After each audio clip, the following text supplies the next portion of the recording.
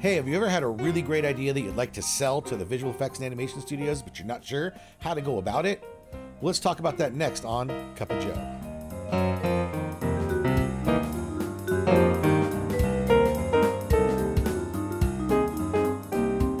And hey, don't forget to subscribe. When you subscribe and like a video, my videos end up in more people's feeds, so thank you.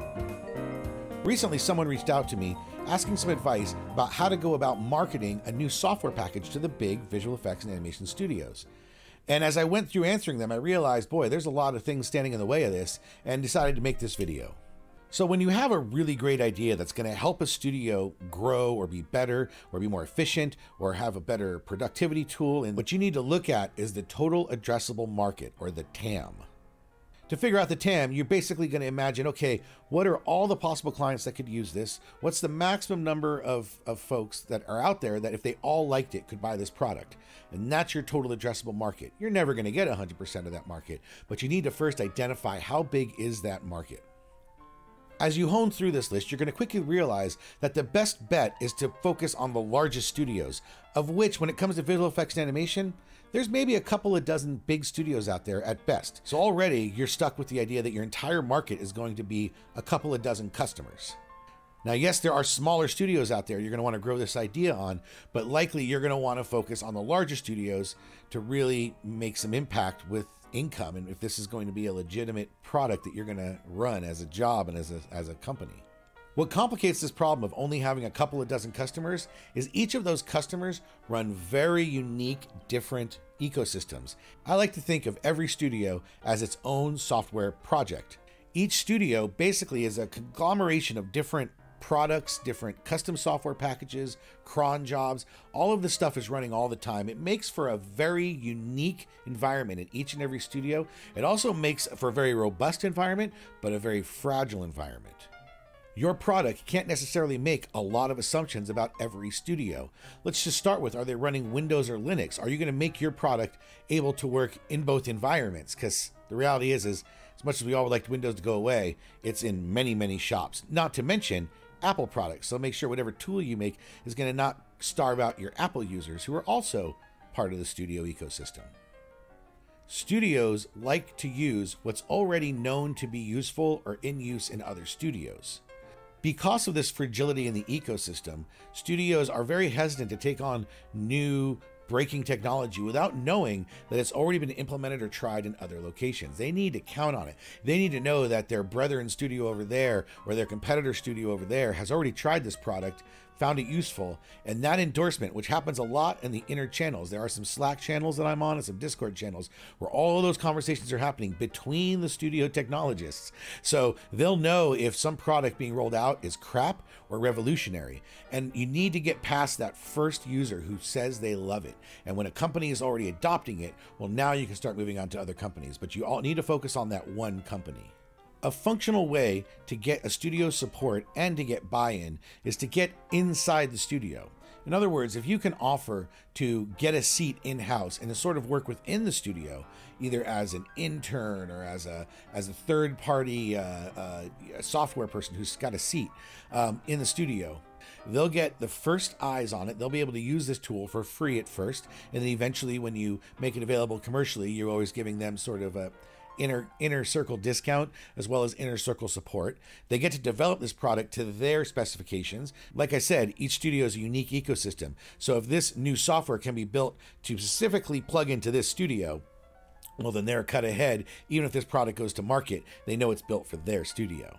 Of course, you're going to need lawyers involved to come up with an agreement with a large studio. There's all kinds of non-disclosure stuff. And even when you go public, you may not be able to say, I am at Studio X already, but you may be able to say, hey, I'm at a 700-person animation company or at a 1,200-person VFX company where I've deployed it on X amount of servers. And you can describe the environment anonymously and still get a lot of credence with that next best customer.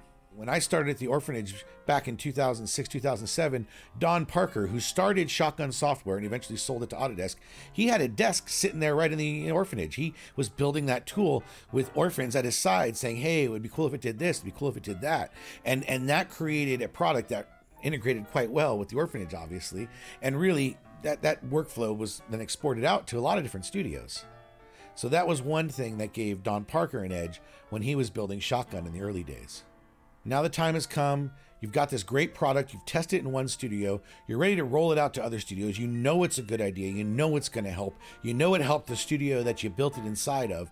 So you head on out to the studios and do your marketing push. You go out there and start taking people to lunch and explaining to them what your product's going to do. Here are some things you need to keep in mind as you approach these customers. Visual effects and animation companies are filled with the smartest people, people who are at the top of their game, people who are the best in their class. These folks, they have a lot of good ideas. And a project manager at a studio and other technology managers and software managers and artistic managers need to think about how to prioritize the 20 to 50 really solid, great ideas that they have on a list. Now, I promise you, I speak from experience. I've walked into an animation studio and saw the list that we had to manage from start. Kind of, let's tackle the list. That's the first thing we're going to do.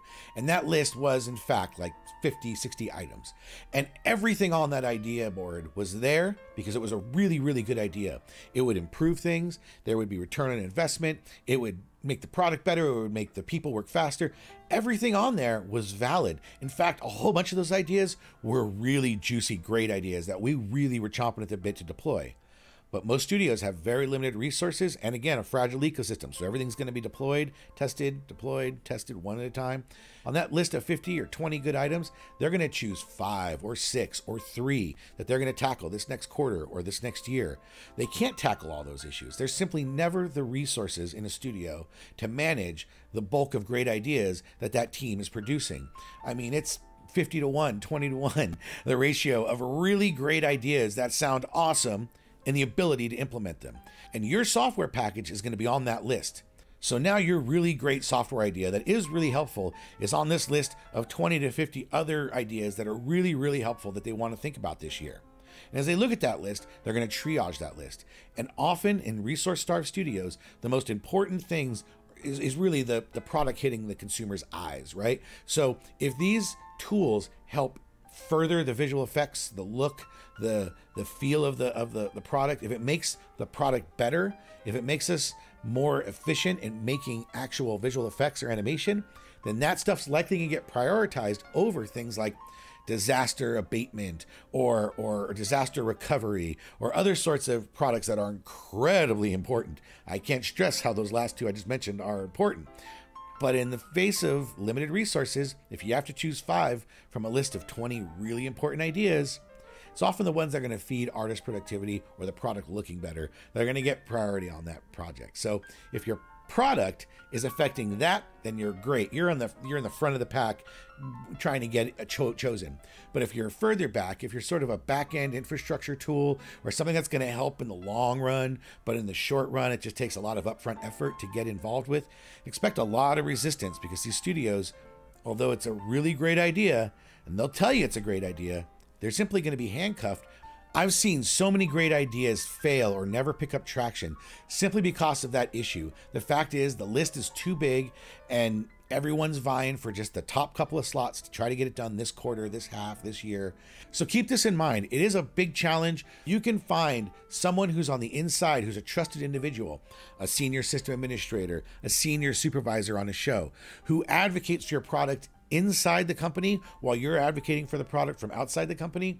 You'll have 100 times better chance of success because the word of an internal supervisor saying, hey, we should really take a look at this is far louder than any outside vendor saying, I have a really good idea I want you to look at. So find a champion, a sales champion, someone inside the organization who really likes your product and is ready to push for it internally at the same time that you're pushing. It's all about asymmetric attack when you're trying to get into something like that.